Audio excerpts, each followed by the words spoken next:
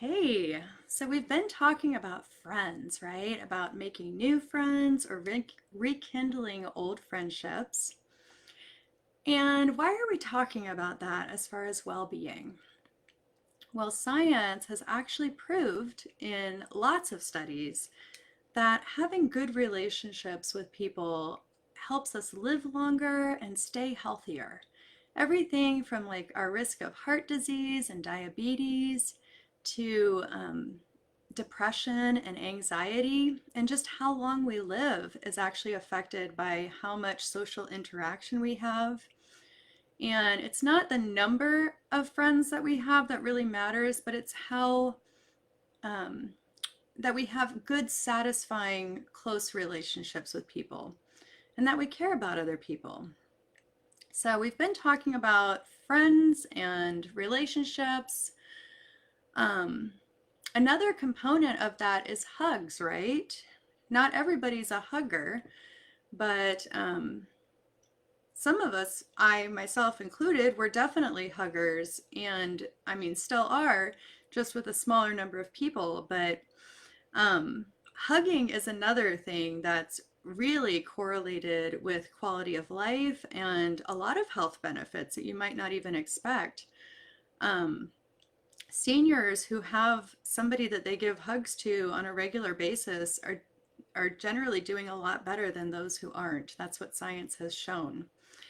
And so you may be thinking about these things, hugging people and making new friends and getting out there and meeting new people or seeing people you haven't seen for a while. And it may be causing you a little bit of anxiety or a lot, right? Um, just know that that is like totally normal, and you are certainly not the only one going through that if you are going through it.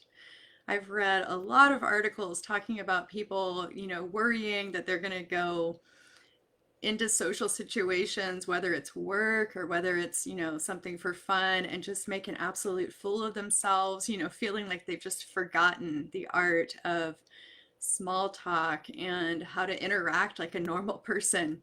So you are totally not alone if you are also having some of those worries or fears.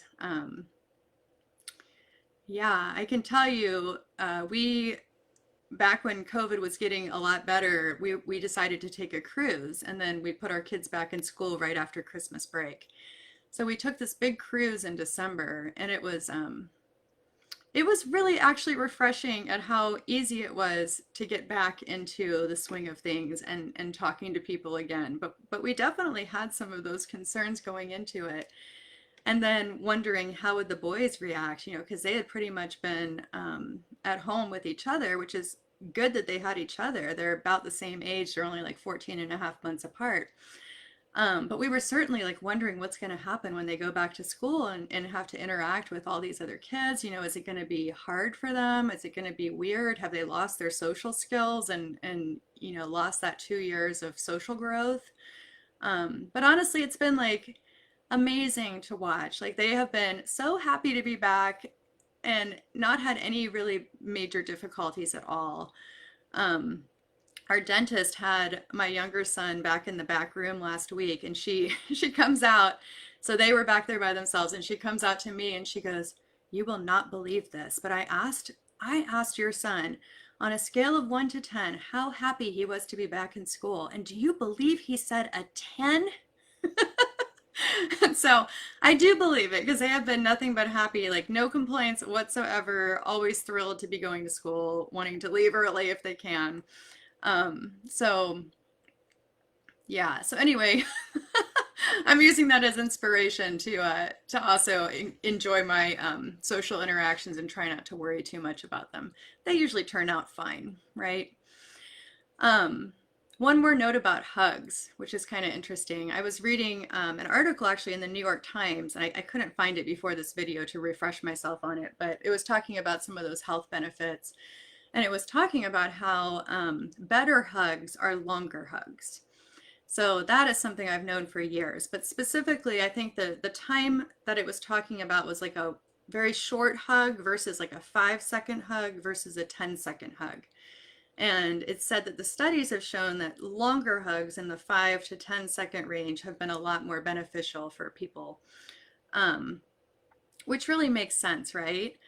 Now, I have done a lot of energy stuff over the years, and one thing that we learn when we're doing energy studies is that to really get that energetic exchange with somebody, it can take about 30 seconds. So if you think about that, that's like giving somebody a hug for like 5 or 6 slow breaths. It's a long time. If you have somebody that you're comfortable hugging for that kind of time, this is not something you do with random people or strangers. But if you have somebody who you feel comfortable with, maybe like do that as like a fun, just a fun thing to do and say, hey, let's hug each other for a really long time and see how it feels. And it's interesting. It's a very intimate thing, and yeah, I just recommend you try it if you haven't done it before. So give your spouse or good friend or child or somebody else, tell them, let's try this thing. We're just going to do this experiment and see what it's like to do a really long hug. So on that note, I will leave you. I hope you have a wonderful rest of your evening, and I will see you back here tomorrow, I hope. Bye.